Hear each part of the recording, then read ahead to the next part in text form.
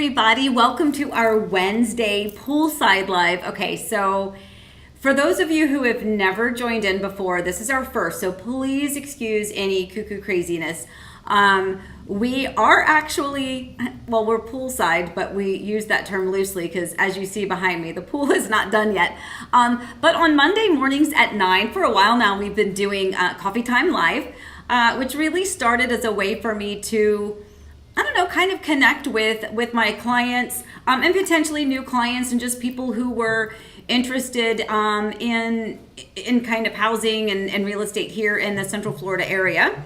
And we've been doing it for a while now, but then we realized that Monday mornings at 9 might not be the most conducive time for a lot of people. We have a lot of international viewers, a lot of people on the West Coast, so 9 a.m. Eastern Standard Time is a wee bit early for them. So we thought that we would try a Wednesday evening and just see how it works, to see if we can get some other friends and family from abroad to kind of join in. So if it's your first time, welcome in. I'm Amy with Heart and Home Orlando. If you don't, well, of course you don't know who I am, but we have a big YouTube channel here, basically showcasing a lot of the model homes, communities, builders, resale homes, inventory homes. We do Sunday drives. My husband Eric, who's standing over there, lurking.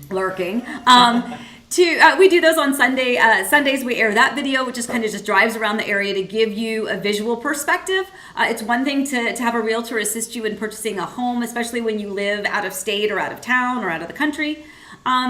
You know, the house may be fabulous, but sometimes it's nice to see kind of what's up and down the street, what's around the corner. So those Sunday drives, I think, give a great point of reference for a lot of people. So, oh, there's our cat, Molly. Hi, Molly. Malls? Yes. So we actually have a retractable screen down. We're going to talk a little bit more about the pool a little bit later, but if you do see a creature, we have a lot of creatures in the house right now, but that's Molly. She is a beautiful ragdoll beautiful cat, and we love her, and she is exploring because she's absolutely thrilled that finally the retractable screen is down and that she is able to enjoy this. Okay, so let's talk a little bit about. So again, if you are new to us, thank you for joining in. If you are not interested in real estate, that's okay. We love you. We're still going to chit chat. Monday mornings, I actually have my cup of coffee with you. You know, obviously it's way too easy to say it's Wind Down Wednesday. I'm not really a big drinker. However, you know, in honor of you, my friends, I don't have a coffee mug of the day, but I do have my wine glass of the day. And you can see that is the UVA Cavaliers wine. And can you see, oh my Lord, can you see the condensation on the glass for the humidity out here? Because it is Florida, my friends. And when we talk about wine, a way that, golly, look, it's only been out here minutes and like it's just dripping sweat. I am a peach Moscato kind of gal. From those of you who drink wine, or for those of you who drink wine, you probably are laughing going, girl, that is so not wine. That is what we call juice. But for me, it's a sweet treat. And even though I poured that glass, you know me, what am I drinking? My Diet Coke. But I do have my Bahamas koozie. I still have to get used to this camera right left thing. I would be a terrible weather person. Okay. All right. So welcome to Poolside Live. We do plan on doing this, you know, one day when that magical day happens and our pool is actually complete. We are going to share that with you. Again, if you are new to us, we actually went through the build process of this home. Thanksgiving will mark 1 year since we have been in this new home, and we did the first, I think we contracted for the pool in February, and then we did the dig started in March. Here we are in September, and we still do not have a completed pool. That's okay. We understand all of the issues and the delays, but boy, we are getting so close we can taste it. Eric, I'm not even kidding you. I have never seen this man more excited about anything in his life as he is about this pool. That's and true. All of the fun stuff that hopefully we could just find some time to actually enjoy it. That's my concern. There's Molly again. I sure hope she doesn't tinkle back there. It's quite likely, my friends, and if she does, my apologies. Anyway, okay, so let me say hi to a couple of you. Obviously, we've got our regulars on here, which is super fun and exciting. And again, I see some of you, okay, Grumpy Rich, what a fun name. I love that.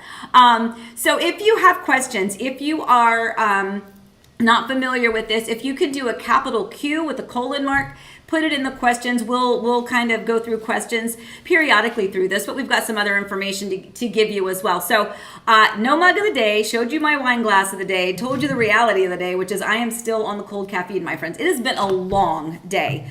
Bright and early out in Mineola doing a new homeowner orientation, and what we refer to as an NHO. Some builders refer to it as a new homeowner orientation, new homeowner presentation, new homeowner demonstration, new homeowner celebration.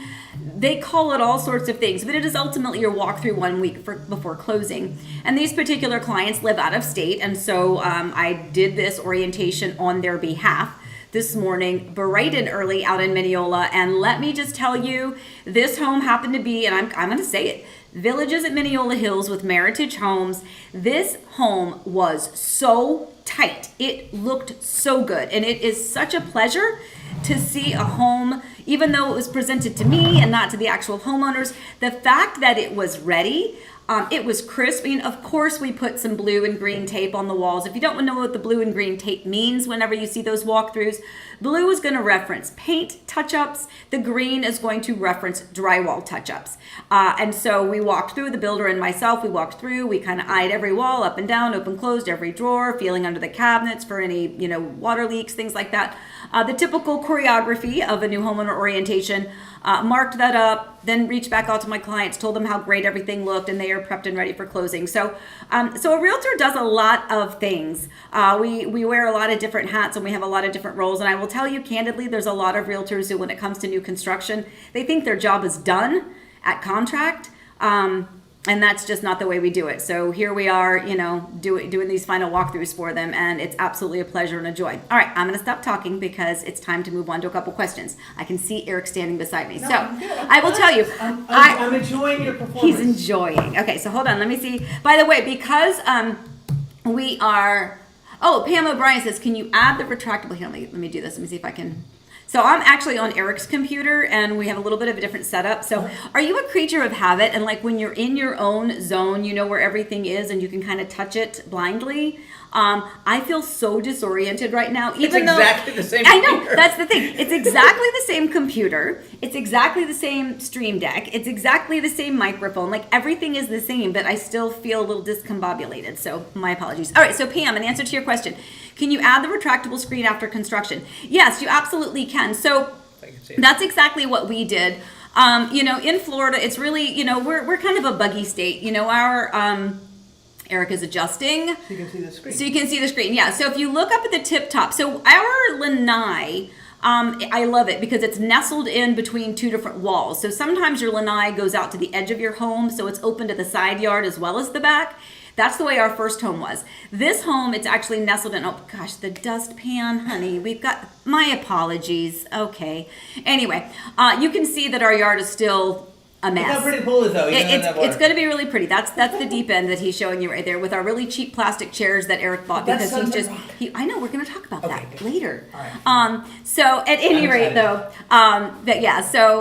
anyway, so we're super excited about that. We're going to talk all about the pool in a little bit, but I don't know. We'll see where was I going? The retractable screen. So we wanted to be able to enjoy this space, knowing that it was probably going to be about a year before we got our pool in, or at least that's kind of what we guessed. We still needed a screen in the lanai so that we could enjoy this space. We had furniture out here. There's a TV that's mounted to the wall. You can't really see it, but it's up there. There's a pool bath door, things like that. So we wanted to be able to enjoy this space even when we did not have a pool or even while the pool was under construction. I will tell you that was a mistake because you really cannot enjoy your lanai when your pool is under construction because it is an absolute disaster area. So just basically close up shop. So we did add the retractable screen after closing. We could have screened it in more permanently, but we didn't want to do that because the pool area will eventually be screened in as well. And then this retractable just gives us basically flexibility to keep it up, keep it down. One day, if we have grandbabies, it'll be a little second barrier. Anyway, so we love it. But yeah, Pam, so after closing, you can absolutely add that. As with anything that you do to your home, even in the rear backyard of your home, you still need to make sure that you follow your HOA Architectural Review Committee guidelines and make sure you go through the proper channels and the proper paperwork. But I've never known of someone saying, no, you can't screen in your lanai. So let's see. Valerie, did you say you were adding an enclosure over the pool area also? Yes, ma'am. So we are definitely doing that. We debated quite a bit. And even now, if I'm completely honest, I will look out to our backyard and I really like what I see. I love just kind of the green space behind what will eventually be, see that waterfall back behind me, behind my head? That's going to be the waterfall that Eric would trickle his fingers down all the time.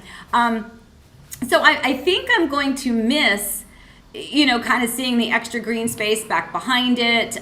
There's a fence at the perimeter of the community, and there's like jasmine that grows on it, and I think I'm going to miss that. Although it's still going to be there.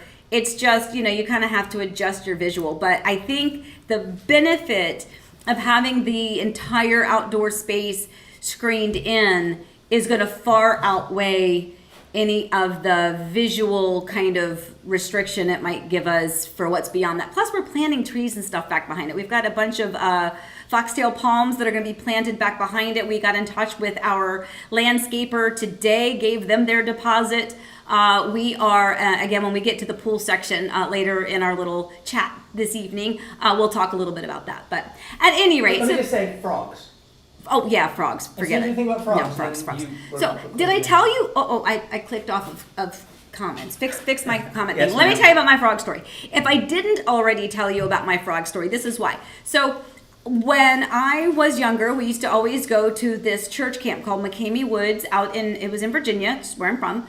Our church would go there every summer, I guess. I don't know. We would just go there. We'd have the big bonfires. I remember there was like old abandoned school bus back in the woods, and we always said it was haunted. I don't know. But it was beautiful. It was a lovely place. So when I was younger and we would go, we would catch the frogs because it was it's a woodsy type place and water and frogs. Had no issues catching them in my hand. And then one day one of my friend's dads thought it would be a really funny idea to take a paper towel, get it wet, and stick it down the back of my shirt and tell me it was a frog. Literally scarred for life. Frogs are no bueno for me. Not happening. And what makes it worse is there was one day in our other house, I was letting the dog out one day, and there was a frog completely sprawled, arms up, legs out, and it was stuck up on the screen, and no thanks. So anyway, yes, we're screening in for lots of reasons, but the number one reason is frogs. So absolutely. Okay, so let's get going. So if you watch us on Monday morning, we have our little segment that we call What's Brewing. And that just gives us our couple of topics that we talk about for that particular day. Usually, I'm sure they're very, very entertaining. But today, because we're doing Poolside Live, my friends, we're not doing What's Brewing, we're doing Let's Dive In.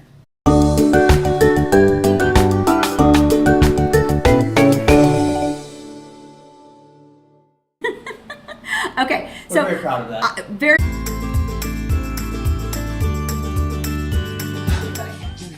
Well, just say hello. So we're back. Hi. Hey! I don't know. We lost it. I don't know. We lost it. It was the pool was too beautiful. So, yes, the frogs are attacking. That's funny. Okay, what?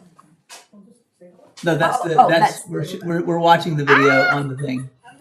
I'm so confused. Okay. Just technical difficulties, folks. All right. So here's the thing. So now that I had to switch and I went back into my office, all of our little doogie flodgies are now gone. So everything that we were going to talk about, I don't have those because I'm in a different location. That's okay. I'm gonna go get you a light. Anyway, so what we were talking about though are three topics of the day. The first one what were we talking about? What was the first one? What today is? Special days. Special days. Yes, so special days. So we all know March 19th, right? Is that right? Is it March 19th? No, March 13th. No, March 14th. March 14th. Hi. I don't know. Anyway, so that's what's one. See, this isn't going to work without our fun little clips, honey. It's not going to work. So that's okay. The 21st of September. So we have Pi Day. Then we have May the 4th be with you, right? And then today, the big gag was Earth, Wind, and Fire's September. Do you remember the 21st day of September? I mean, we had Earth, Wind, and Fire dancing for you, my friends, but, whatever, that's out by the pool. Okay, and then the other thing we were going to talk about, which, again, we can still talk about it, is the housing market itself. You all probably paid attention to the fact that it went up 0.75 again today. So Yay, boo. So that's not super great, but you know, it's not unexpected. We've talked about this every time we chit chat about this, that what it really does is affects a buyer's buying power. It just means that the house price point that you were looking at earlier, you may have to adjust that now because those interest rates are higher. But here's the good news for those of us that either live or call Central Florida home, or for those of you that might want to come here. From a court, and this was actually in an article that came out today, I believe, right? Was it today? When it talks about new construction specifically. So we need about, for the demand that's coming to this area, we need about 20,000 new construction homes. And we're talking just Orlando, and just the Orlando area. 20,000 new construction homes. However, the builders out here are on pace for about 6,000. So there is a very big disconnect on the demand that's coming in and the houses that need to be here versus the ones that the builders are able to build. Now, this obviously we still have resale homes that are you know, can happen, but that's not something that we can necessarily control as to how many of those are going to go on the market, right? Because those are owned by people. So when do they decide to leave? Why did they decide to leave? Can they leave? Can they sell? Will they sell? But the builders, when they buy up the land and they start to develop it, that's a little bit more of a concrete number that we can, you know, go, okay, well, that community is going to have 325 homes in this community and that community. You can add all that up and figure out where those totals are going to be. And are we going to then be able to meet that 20,000 home kind of necessity requirement in order to satisfy the demand of what's coming. So when you take that information, my friends, and you add it to the people that are like, oh my gosh, everything's crashing and blah, blah, blah. Here's the thing. People still want and need the homes coming here. What it means is that it's going to be more expensive. You know, interest rates is a real thing, and that definitely is going to be a factor in it. But the other aspect is, again, it's the supply and demand. We don't have enough supply for the demand that is coming. So that's just kind of an important little tidbit to know. So let me see if I can find a few of your questions, because we're just going to like go off the cuff here and figure this out, because all of my pretty outdoor stuff, it's still out there. It's still pretty. You just can't see it. I literally don't know what happened. We don't know what happened. But it's like what, 10 yards from us, so I can't imagine we lost it. Okay. It was my computer. Okay, it was his computer. Well, all right, so let me see if I can search for some questions here and see if we have any. Eric, could you help me find some more questions? Well, if you asked a question earlier, ask them again. Because yeah, if you asked I'll see if I can scroll down. Marsha Brown, the pool must be finished. No, sweetheart, I wish it was. Hello from Long Island. Hello. Ron says, love the poolside. Yeah, well, we loved it too, about for a hot 5 minutes. Whoa, we've got someone from Levi Stadium right now. That's awesome. Do you have any homes in Bella Lago for sale? So real quick, there's a couple of different Bella Lagos, FYI. So there's a Bella Lago in Claremont, which is a smaller community, gated, that is closed out from years ago. And then there's a Bella Lago that is in Kissimmee, which is a Taylor Morrison community. And there is the potential of a Bimini in that community. So perhaps if you're interested, give me a call, but it's not on the market yet. We'll see how that one goes.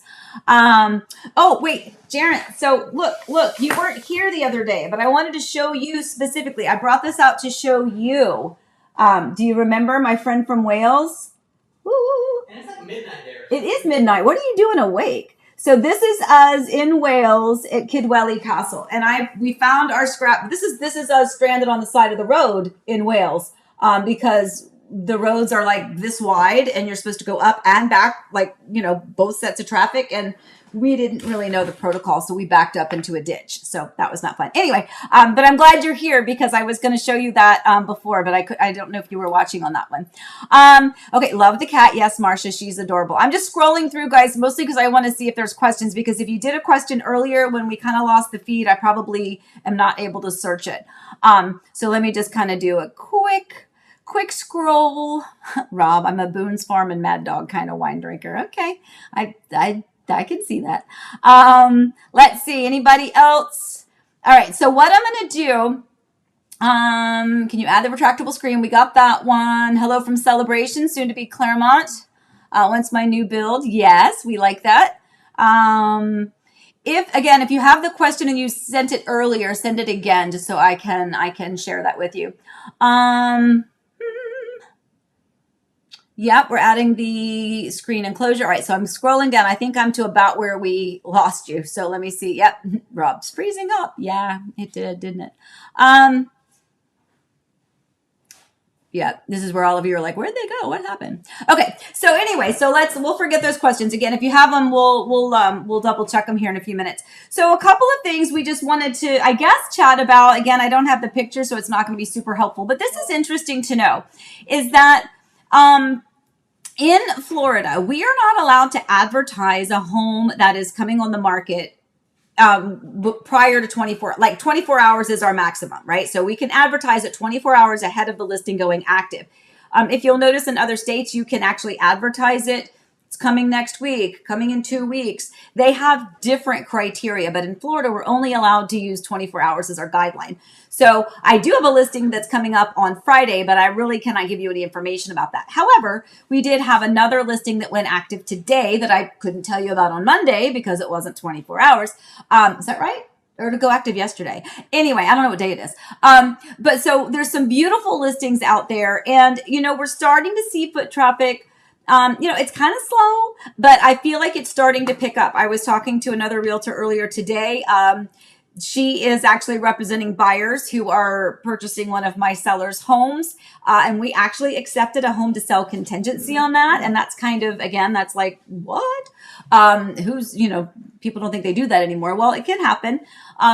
But we were talking and I said, how are your showings going on our listing? And, a couple of weeks ago, she's like, it's just like nothing. And then today she said it picked up a little bit. So, and it's going to be different from, where you are state to state. So I think that's important to make sure that you get really good concrete information from a realtor in your area.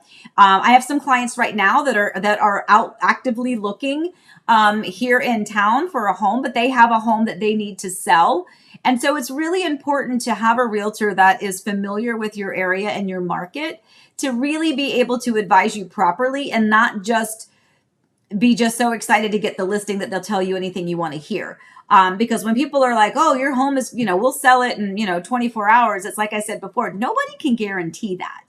Nobody, unless they plan on forking out their own money to buy your home and put a contract on it themselves within 24 hours, you need to make sure that you're getting good information so that you have a set expectation that's more in line with what the market is telling us we should expect. And right now the market is, the foot traffic is a little bit slower. I do think it's starting to pick up a little bit, probably once we even get closer to October, it'll start to kind of change. But depending on where you are, if you are actively selling your home, maybe you're in a different state, different area, let us know how things are going for you. Are you getting a lot of foot traffic? You finding me some questions? I went down further. Ron, this is a good one.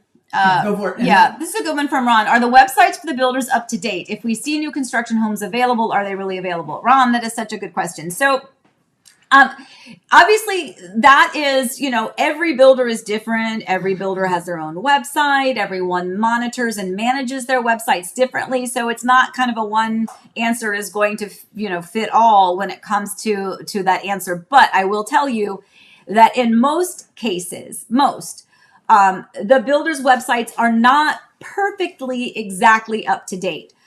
There are some where if the site agent goes into the system and clicks sold, once he has or she has a contract on that home site, it will automatically ping over to the website and it'll mark it. So if you see any of those builder websites where they have the interactive site map, it will probably change over probably in real-ish time. The thing that I always tell you that you need to pay attention to when it comes to the builders is if they say they have any inventory or quick move-in homes, those are the ones that can be a little bit misleading, especially earlier when there were no homes to be had at all. And the builders would say that they would list 5 homes on on their website. But the reality is every one of those homes was subject to the waiting list that they already had a mile long. So it wasn't like it was a first come, first serve, and you see these 5 houses and you think you've got your choice of 5 of them. It's pretty much, well, yeah, get in line. So that's a good question. But again, some builders have really good websites and they are really, kept pretty up to date, and they have a lot of good information. As usual, my rule though, and this is a rule to everyone. I don't even have my little stream deck, so I can't do that stuff anymore. Just trying to click off of that, like the hide comment. But so just click on the same. Let me click on that. Where was Eric's teaching me in real time. Yeah, like now, because we moved locations, now all my stuff is gone. Anyway, what was I going to say about? Oh, as with anything, when you're talking about new construction, if you go to a builder's website, I always say just be careful. When you chat, and by the way, we love all the people that work for the builders, and this is their job, and I don't want them to not work at their job or have the opportunity to assist you. But if you are actively looking and you have a realtor that's assisting you through the process, make sure you're having them guide you, because there are a lot of times where, if you're going to a specific community, and Ron and Rosemary, this, right? Because we were out before. So, there may be a relationship that a realtor has with a couple of the different site agents, and they might know exactly who's working on the day that you're going out there. So if I know that you're going to go over to Parkview at the Hills, then I'm going to text my friend Abe and I'm going to say, hey, Abe, I've got some clients that are going to be heading out in your direction today. I'm not able to be with them. Is it okay if I have them come by to see you? But if it's on a different day, then I might be texting the other site agent, because, it's just kind of important. Now, when you talk about the internet sales concierge person, the little chat bar, I have found they're kind of like a main general operator. They are not necessarily immediately tied into the community that you are inquiring about. And so what ends up happening is that person's going to take the call, or the chat as it is.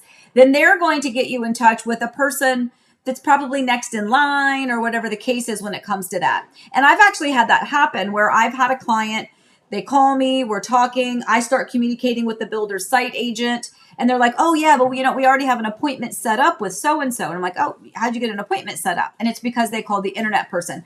So the long and short of that, thank you, dear, is basically just let your realtor assist you. And I know a lot of times we want to go this alone. You feel like, oh, I don't want to enlist the help of a realtor too early. I want to explore and learn a little bit myself. And that's okay. Completely respect that. But you do need to make sure that you protect yourself by at least making sure that you are transparent with any builder. And again, my whole life is not just new construction, folks, but this is part of the conversation, is that you be very clear and say, chatting with them on the VIP list. If there's ever a place for you to write additional information, always say working with a realtor, working with a realtor, working with a realtor, so that you have it at least noted somewhere that you can reference back to. And I honestly, I agree with some of the policies of the builder. They make it hard for people like me, but I understand why those policies are in place, and I respect them. So, let your realtor help you. And I promise, especially if it's someone who is very connected, I guess is probably a good word, with new construction, they'll be able to assist you and get you taken care of. Okay, so let me see if there's any other... Okay, so here's another one from Valerie. Since you have so many animals, yes, we do. Are you going to have a kick plate at the bottom of your enclosure? We're doing an enclosure, and we were also worried about losing the view. So no, we're not. Our screen is going to go straight down. If I think I'm referencing what it is that you're thinking, because there are some screens where they have that at the bottom. Ours is not. I mean, it'll be screened straight down to the base of it, so the view will be there. When I talk about... She's talking about doggy door. There's a thing where the dog can hit it and it'll open. Oh, that kind. Yeah. Oh, that kind. Yeah, no. Actually, so here's something interesting too. A little bit of frustration. Thank you for the clarification. So we, in our old home, we had, the doggy door installed. When we were trying to get this one squared away, the pool company is doing the screen, but they will not let us put the doggy door in. We have to do that after they put the screen up. Then we have to have someone else come out and install the doggy door. But no, we're gonna just do the regular flap kind. Seems to work well for them because we have 3 totally different sized dogs. We need to make sure that it's easy enough for our little Westie to be able to push it open. but also big enough for our massive beast, Lucy, the $1 million dog, to be able to get through. Because of safety inspections, we might be able to get it Yeah. done now. Oh, that's true. That's true. Yeah. The safety inspection aspect of it. That's a good point, Eric. Is that you kind of have to have it safe, which, by the way, speaking of safety inspection. So again, if you're just joining in, or if you were here earlier when we had our technical difficulty, the Poolside Live, we lost that feed, that stream out there, the internet connection. So we had to swing it inside to my office real fast. So we don't have a lot of the pictures and things we were going to show you, but that's okay. We'll get them to you next time. But the third part of our Let's Dive In, which is our equivalent of what's brewing, is the pool update. So we are very excited. If you were here earlier, you got a good peek of the view of the pool. The pavers are in. They are in. The pavers are completed. The travertine is over top of the edge. The main pavers are on the main surface area. They've come back. They've sanded it. They've like brushed it all off. They've done the perimeter. The main delay again is the rock guy. And we cannot, to save our lives, get him to get here and be here any longer than 15 minutes. We are, and I will say, candidly, that is a very big source of frustration for us, because that is a very big visual. So again, if you were with us earlier and you saw kind of the rock thing back behind me and then I ducked my head, that will eventually be the waterfall, which was really my one requirement for what I wanted the pool to look like. Other than that, I didn't really care how big or how small, or did it have a hot tub, or does it have this or that or the other. I really just wanted the center visual of not a giant grotto, but just a water feature, some type of a natural looking rock waterfall. And they do have a very wonderful artist that does this for them. And they did warn us in the very beginning that he was very slow. We just did not know exactly how slow. And the frustrating part is that we are now ready. We are ready to barrel through this bad boy. Like, the pavers are done. The footers are done. We are waiting for them to come measure the footers. They said that when they come out to measure for the screen, that it's about 4 to 5 weeks from measure to install. So 4 to 5 weeks from measure to install. They're supposed to be measuring this week. They have also already ordered the final grade, which should be happening this week. We've gotten in touch with our landscaper, who is, again, contracted separately because the pool company doesn't do the landscaping. Gave him some money today and the signed agreement so that he can get whatever plants. I don't know if you have to order plants or what, but definitely going to have to order the sod, because we'll have to replace a lot of that out in the back, which is, by the way, an expense that you may not think about. Hey, Eric, if you can figure out can I do this now? Yeah. Oh, I can. Thank you, dear. High five, babe. He's got me hooked up. Thank you, baby. Some kind of game? That's not a game.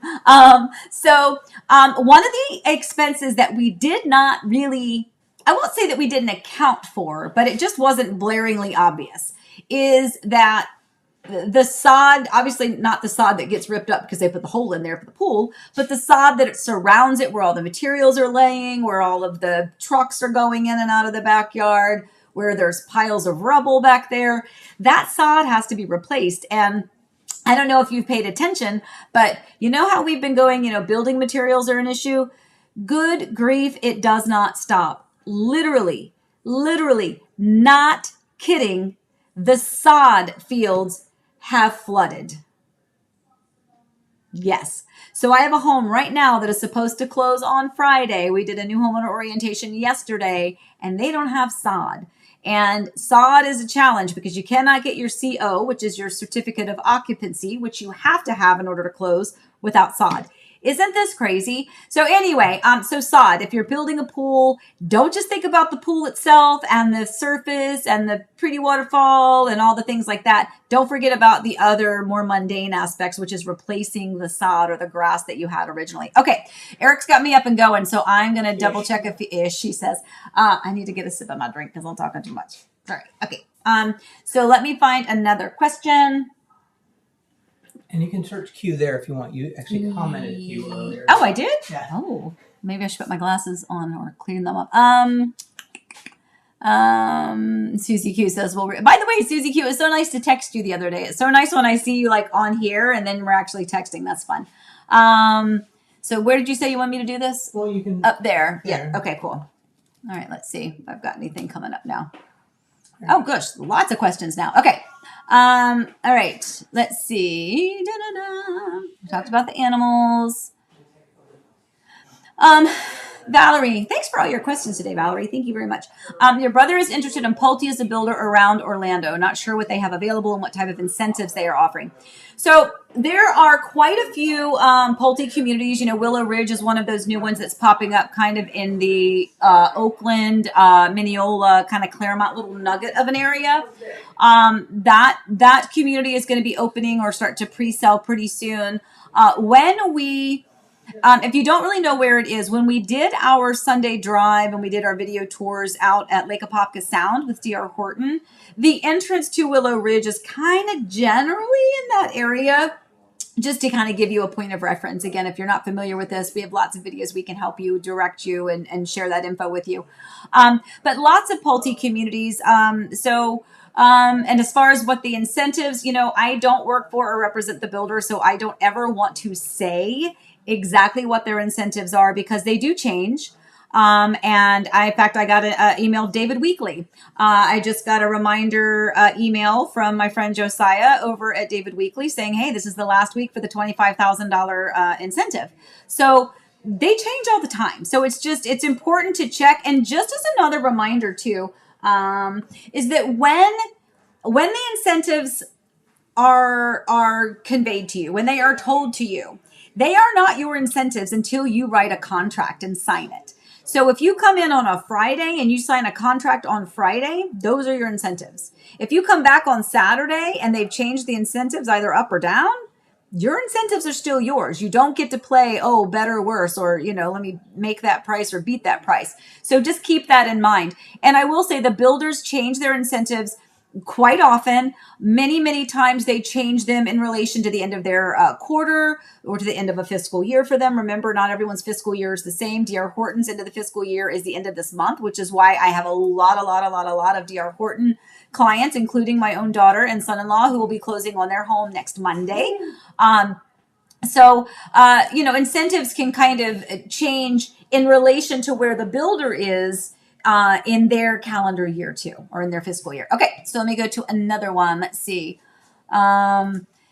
Disney Girl CT. Why do some builders opt to build a gated community versus non-gated? Is there an advantage for the builder to build a gated community? Okay, so this is a good question too. So the reality is that a lot of times it's not even so much the community, it might be the county, it might be the area. So for instance, let's use Horizon West as an example. So the Horizon West area in Winter Garden, that entire area is intentionally non-gated. There is not a gated community in the entire Horizon West area. There are gated communities in Winter Garden. Of course there are. There's lots of them. They're just not here. So think about this too. So first of all, a friend, he was a former neighbor of ours, horrible grammar, sorry. A former neighbor of ours, is a police officer. And he said, you know, the gated communities keep the honest people honest. Because a lot of people think, oh, gated, I'm more protected. Well, of course, there's definitely going to be another sense of security if your gate is there. But unless it is an actively guard gated community where you have a security guard there at the little box to check licenses and license plates and mark everyone as they go in and only allow you in if you are a confirmed guest or if you're on a specific list. Otherwise, it's like a little code or a little clicker button. People can follow people in gates. And I will tell you, there are some that do that all the time. There are, there are some communities where you'll see the sign where it says it only lets one car in at a time. And you better believe it, because if you try to sneak in behind somebody, your car is going to get a little karate chop on it. But as far as your question, so I don't really know if it's always the builder specifically that's making that decision. For instance, our former community was like a 66 home community, I think. So there's just not enough homeowners to pay the amount of a monthly fee it would be to maintain a gate. If you have a super large community, then that amount is going to be dispersed among many of those homeowners. But I will tell you that it is just ridiculous how often those gates are broken or that they are run into, even by the homeowners that know they exist. So I think that some of the gated communities are very nice. There is a little level of feeling like it's extra security. There's a little prestigiousness with coming in through a gated community, but I don't know that they're cracked up to be. And again, I don't know that it's always the builder. I think a lot of it has to do with the population within that community and some of the county guidelines for the whole concept and aesthetic of the community in general. Much like Horizon West, nothing can be permitted to be gated, and so much so that they actually tell you how many percentage of homes need to have front porches. So little things like that really affect kind of the overall aesthetic of the area that you're living. And I think we should appreciate that too, because it's nice that they're looking out for us of things that we wouldn't think about. Okay, let's see. Stephanie. Hi from DC. Hey, do you know I'm from Virginia, right? So like, hey neighbor. Every time I watch a video, I fall in love with the Winter Garden area. It reminds me of Old Town Alexandria. Do you know when Taylor Morrison Harvested Ovation will be released? So first of all, my sister and brother-in-law used to live in Alexandria. True story.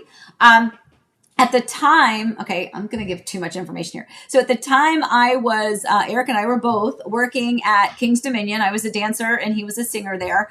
And my older sister was pregnant with twins and she already had a little boy. He was a toddler at the time. And the husband worked in the city. So it was a little bit hard for her being pregnant with twins, having a toddler, and husband wasn't there. And we didn't really have family in the Alexandria area. And every time at the end of my work rotation, as a performer, we would work 4 days and we were off 2, work 4, off 2, work 4, off 2. Obviously, 4 and 2 is 6. So it's not like I had the same days off every week. It just it dominoed down, right? But every time I was at the end of my 4-day rotation, I would finish my show and I would hop in my car and I would drive to Alexandria and hope that while I was there for the 2 days that I had off, that she would go into labor so that she wasn't by herself. True story, by the way. But even after she did have the twins, I would still go back and see her. And anyway, now those twins are all grown up and baby of their own. So anyway, but answer to your question, did I know when Taylor Morrison Harvested Ovation will be released? Not yet. I actually had just reached out to my friend Andrew, who works for Taylor Morrison, and was asking him, because he worked at the other Overlook at Hamlin and Enclave at Hamlin, those 2 Taylor Morrison communities here in the Horizon West area. Currently, he's out at Canyons at Highland Ranch in Claremont. And so I had asked him if by chance he was going to come back to Winter Garden to open up the community. And a lot of times they don't really know where they're going. So no official timeline, because remember, this is part of that Ovation Village, which is seeing a little bit of a delay right now. So no official word. And they won't give us any of that until they are like really, really close to being ready, because they've learned from, not they as in Taylor Morrison, but the builders as a whole, cumulatively speaking, have learned a little bit from selling and giving information too early. So good question though. I'm excited about that as well. Let's see. Rob, are you going to have some kind of a locking system on the doggy door to keep the pets and ants and those vicious frogs out? I don't know. I guess I don't know that the frog can push that flap. Those flaps are pretty heavy. My Westie could barely do it. So I don't know that a frog could. And I tell you what, if that frog could get through that doggy door, I'm moving. You heard it here. I'm moving if a frog is that big. Sonia, or Sonia. I don't know which way to pronounce it, but I love you either way. Would you recommend buying a home with a pool already installed, or new construction where you go through the process of installing a pool after a new build is complete? Personal preference, to be quite honest. If you purchase a resale home that already has a pool, then you know what you're getting. You'll have the opportunity to have everything inspected. You'll know what the house looks like, smells like, feels like. You'll know what the pool looks like. You'll know how much room you have. So there's definitely a benefit to buying something that already exists. I will tell you, I would have preferred, convenience-wise or inconvenience-wise, to have done our pool build when we built the home, like we did our first time.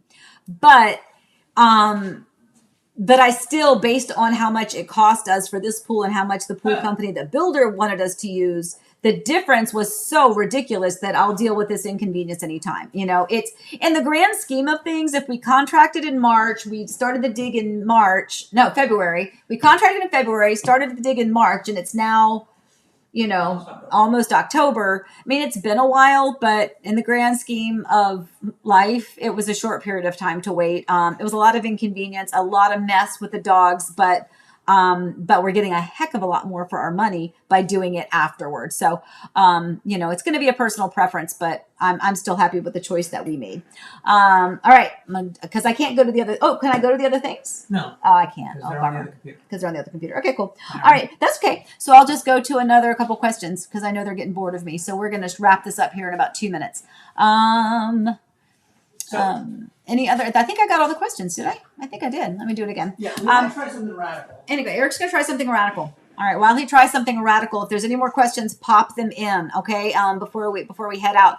So just as a reminder, this is our Wednesday. It was supposed to be Poolside Live. We lost our connection while we were by the pool, so we had to come inside. We have our Monday morning coffee time, Monday mornings at 9 a.m., and that's kind of our regular little time for me to have my morning cup of coffee with you, start our week together. It's a great time for me to chat with some of my friends and family right here that even if I've never met you, I still feel like we're connected. So it's a great way for us to kind of just share stuff, whether it's real estate questions and related, or if it's just talking about kids and life and pools and frogs. All of that is good stuff in my book. But we wanted to try this Wednesday just to see if it would be more convenient for some other people viewing from other parts of the country or out of the country, just to see how that works. So this one was kind of a bust because we lost our connection. We'll try to do better next time. Okay, no, but here's the thing. This is what we're going to do radically. We're going to do this radically. This is radical. You're going to say kind of goodbye, okay? Then what you're going to do is you're going to get up and walk in there. Okay. I'm going to try to pause this, and then we're going to restart it in there, and we'll see. We may go away. We may never come back again. Who knows? We may open space-time continuum.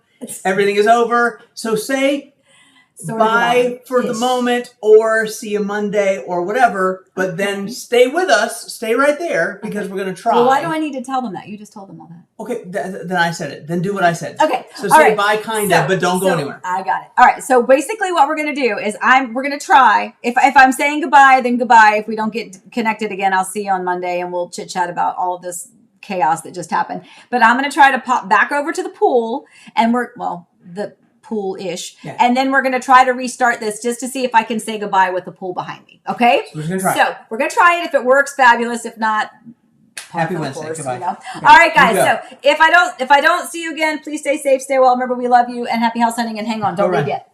Okay, I'm going. Oh, they can't see anything.